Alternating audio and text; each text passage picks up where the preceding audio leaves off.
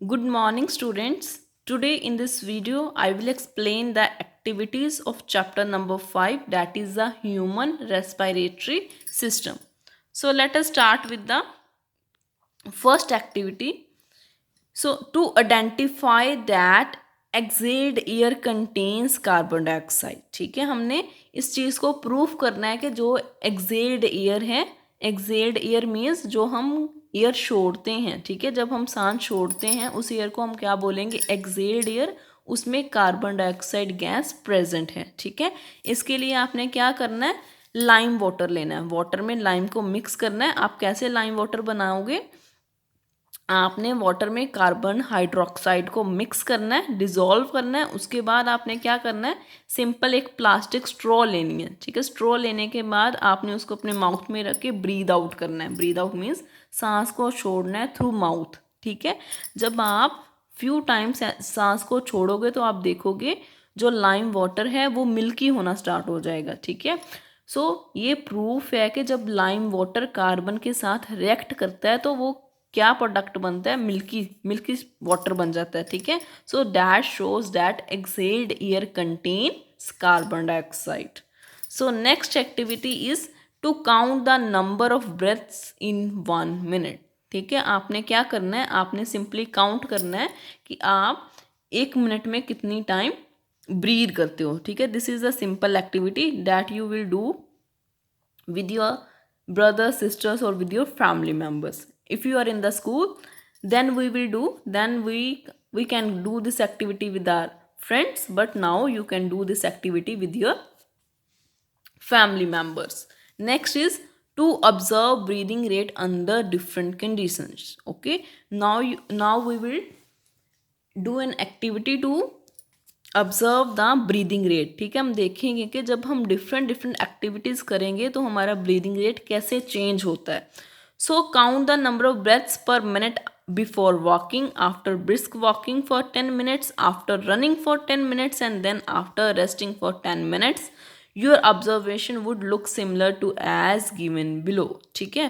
For example आपने क्या करना है, आपने सिंपल देखना है नॉर्मली आप कितने टाइम ब्रीद कर रहे हो जब आप कोई भी एक्टिविटी नहीं करते।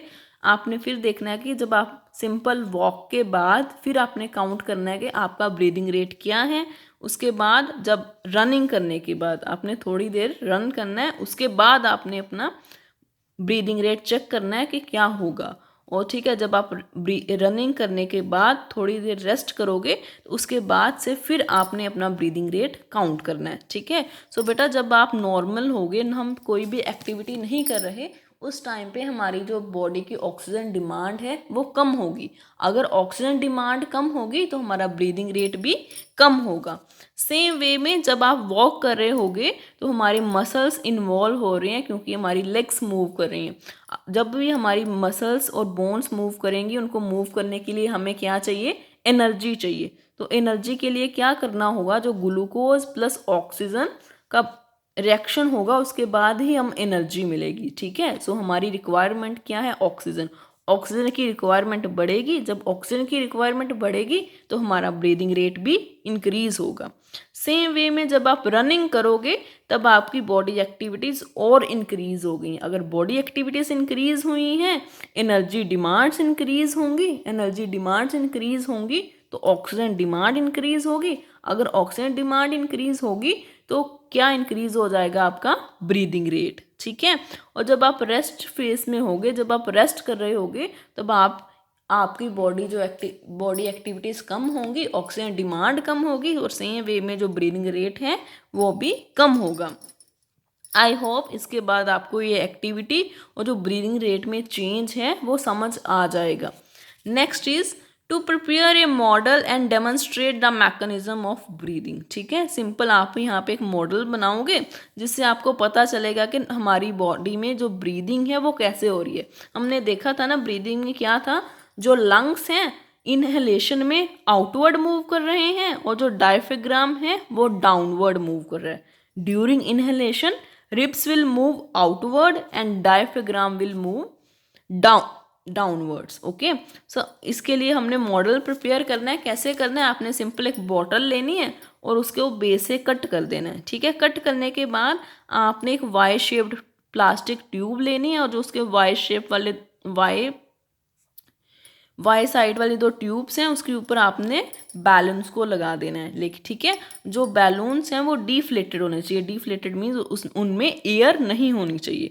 उसके बाद जो आपकी जो वाई शेप्ड ट्यूब है उसका जो दूसरी साइड है आपको उसको बॉटल के माउथ पे फिक्स कर देना है। ठीक है, और जो बॉटल के माउथ की ऑपोजिट साइड है वहाँ पे आपने जो प्लास्टिक रबड़ है उसको फिक्स कर देना है। ठीक है, प्लास्टिक रबड़ या रबड़ शीट को फिक्स कर देना है। ठीक है, और उसके बाद आपने क्या करना है, जैसे आपने पता था इनहेलेशन में क्या होता है, जो हमारा डायफ्राग्राम है वो डाउनवर्ड मूव करता है। सो सेम वे में आपने उस जो रबड़ शीट है उसको पुश करना है। ठीक है, डाउनवर्ड पुल करना है। जब उसको पुल करोगे तो क्या होगी, जो अंदर की स्पेस है वो इंक्रीज हो जाएगी।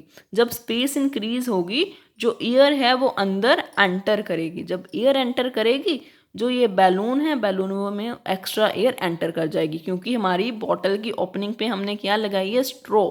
ठीक है, स्ट्रॉ या ट्यूब लगाई है जिसके थ्रू एयर एंटर करेगी, और ट्यूब के दूसरी साइड्स पे क्या है, हमारे बैलून्स। ठीक है बेटा, ये ट्यूब हमारे ट्रैकिया को रिप्रेजेंट कर रही है।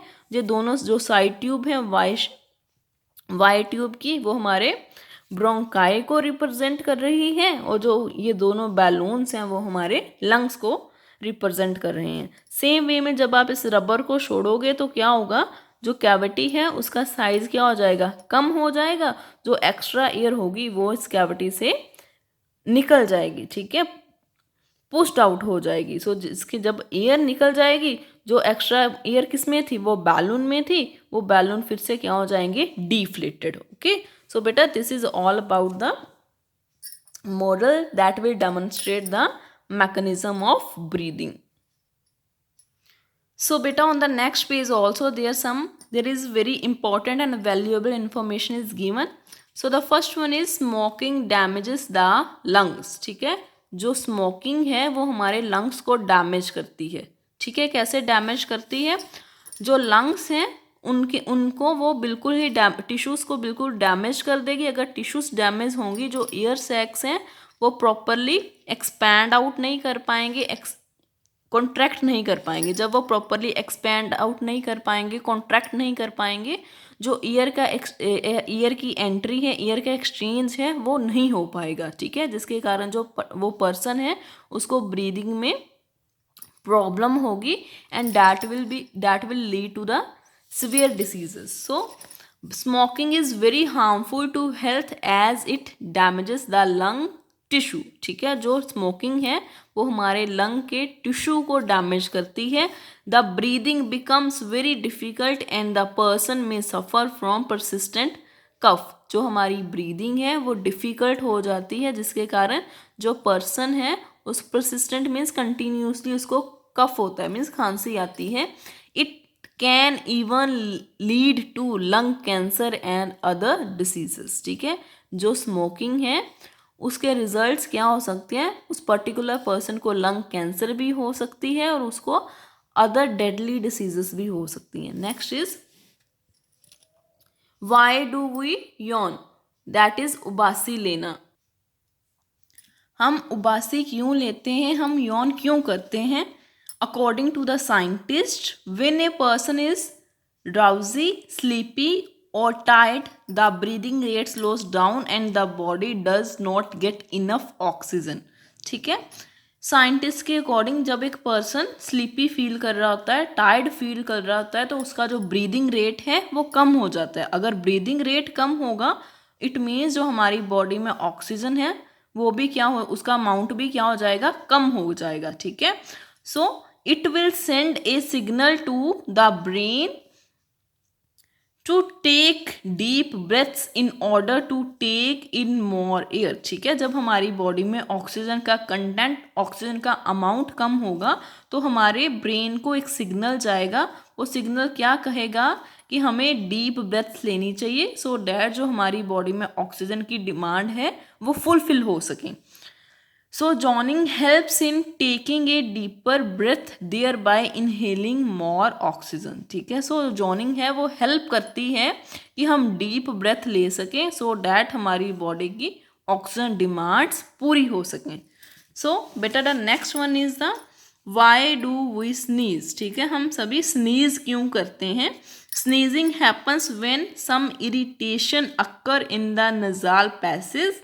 It could be due to dust, pollens or smoke, etc. It is a spontaneous response. It is a response of the body to expel the unwanted particles in the inhaled air. ठीक है, हम sneeze तब ही करते हैं जब हमारे जो नज़ाल passage है, मीन्स ट्रैकिया, ब्रोंकाई, ब्रोंक्यूल्स में कोई इरिटेशन हो रही है. ठीक है, इरिटेशन कब होगी, जब हमारे नज़ाल पैसेज में कोई डस्ट पार्टिकल्स होंगे, कोई पोलन ग्रेन्स होगी, कोई चीज़ अनवांटेड चीज़ एंटर कर जाएगी. ठीक है, so this is the spontaneous response. Spontaneous response में जो अपने आप आता है. ठीक है, सो ये रिस्पॉन्स क्यों आता है, क्योंकि हमारी बॉडी चाहती है कि जो अनवांटेड पार्टिकल्स एंटर किए हैं उनको बॉडी में से रिमूव किया जा सके. So okay students, this is all about the activities and some valuable knowledge, and if you have any problem regarding these topic you can ask anytime. Take care. Thank you.